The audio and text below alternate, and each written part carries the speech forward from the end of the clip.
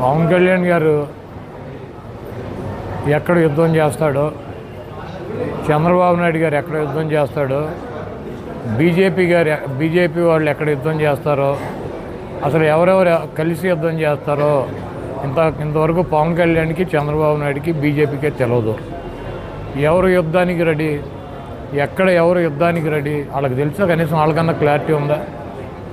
ఇప్పుడు పవన్ కళ్యాణ్ ఎన్ని చోట్ల యుద్ధం చేయబోతున్నాడు, ఎక్కడ యుద్ధం చేయబోతున్నాడు ఆయనకి తెలుసా?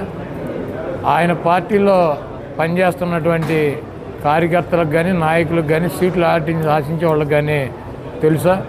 చంద్రబాబు నాయుడు ఎక్కడ యుద్ధం చేస్తున్నాడో, ఏ సీట్లు యుద్ధం చేస్తాడో ఆయన పార్టీ వాళ్ళకి ఆయనకేమన్నా తెలుసా? బీజేపీ వాళ్ళు అసలు వీళ్ళతో కలిసి యుద్ధం చేస్తారో లేకపోతే వాళ్ళు విడిగా యుద్ధం చేస్తారో? ఒకవేళ చేస్తే 3 చోట్ల చేస్తారో, 7 చోట్ల చేస్తారో, 12 చోట్ల చేస్తారో కనీసం వాళ్ళకన్నా తెలుసా? అసలు వాళ్ళు ఎక్కడ యుద్ధం చేయాలో ఎవరికి క్లారిటీ లేదు. వాళ్ళంతా కూడా తెలుగుదేశం పార్టీలో ఉన్నటువంటి క్యాడరు, జనసేనలో పార్టీలో ఉన్నటువంటి క్యాడరు. ఇది అయ్యేటువంటి పని కాదు.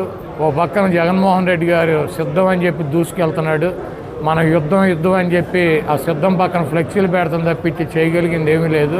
ఎక్కడ ఎవరికి సీట్లు ఇస్తారు, ఎక్కడ ఎవరు పోటీ చేస్తారు అన్నదే వాళ్ళకే క్లారిటీ లేదు. ముందు వాళ్ళ క్లారిటీ తెచ్చుకున్నాక వాళ్ళు సిద్ధమేనా, సయ్యా, యుద్ధమా, ఎవరితో కలిసి ఎవరి మీద యుద్ధం చేస్తారు. కొన్ని ఫ్లెక్సీ పక్కన ఫ్లెక్సీ పెడితే యుద్ధం కాదు, సిద్ధం కాదు, అది కామెడీ పోస్ట్ అవుద్ది.